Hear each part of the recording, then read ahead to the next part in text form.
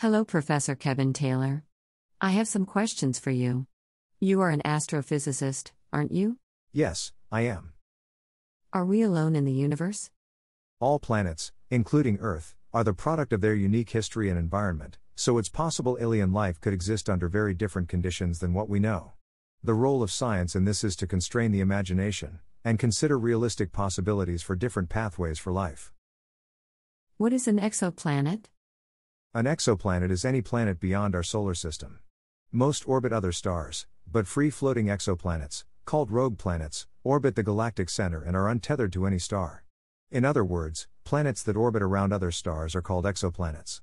The word exoplanet derives from the term extrasolar planet, which hints at its existence beyond the influence of our star. The first exoplanets were discovered in the 1990s, and since then we've identified thousands using a variety of detection methods. Exoplanets are very hard to see directly with telescopes.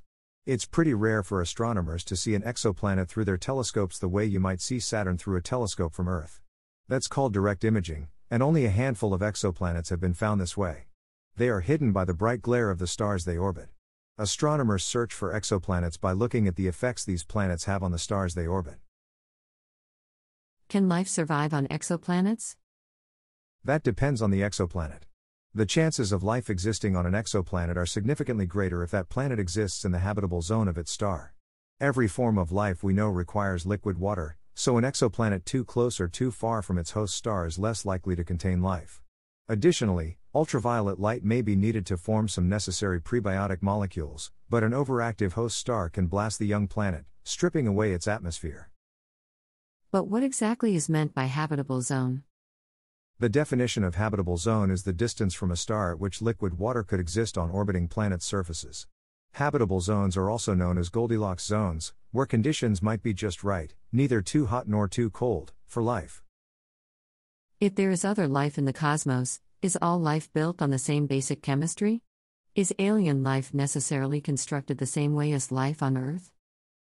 The tacit assumption that alien life would utilize the same biochemical architecture as life on Earth does means that scientists have artificially limited the scope of their thinking as to where extraterrestrial life might be found. The assumption that life requires water, for example, has limited thinking about likely habitats on Mars to those places where liquid water is thought to be present or have once flowed, such as the deep subsurface.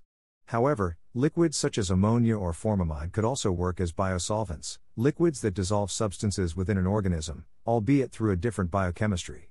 DNA on Earth works through the pairing of 4 chemical compounds called nucleotides, but experiments in synthetic biology have created structures with 6 or more nucleotides that can also encode genetic information and, potentially, support Darwinian evolution. Additionally, studies in chemistry show that an organism could utilize energy from alternative sources, such as through a reaction of sodium hydroxide and hydrochloric acid, meaning that such an organism could have an entirely non-carbon-based metabolism. What is dark energy?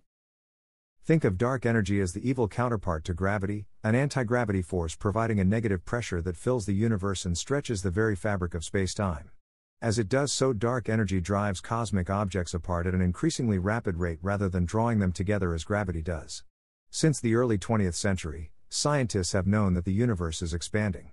In the 1990s, researchers discovered that, surprisingly, the expansion is accelerating. This was an astonishing discovery for the astrophysics community, since the universe should be slowing down due to the gravitational attraction between galaxies, but it is doing the opposite. We use the name dark energy to refer to the mysterious influence that is responsible for the accelerating expansion of the universe. Additionally, many galaxies appear to lack sufficient mass to be held together by gravity and should have been torn apart long ago. Dark matter, which makes up 85% of total matter in the universe, is a hypothetical type of matter that's responsible for the way galaxies are organized. There are many mysteries of the universe we have yet to understand. The upcoming Nancy Grace Roman Space Telescope, set to launch no later than May 2027, is an observatory designed to unravel the secrets of dark energy and dark matter, as well as search for and image exoplanets, and explore many other topics in astrophysics.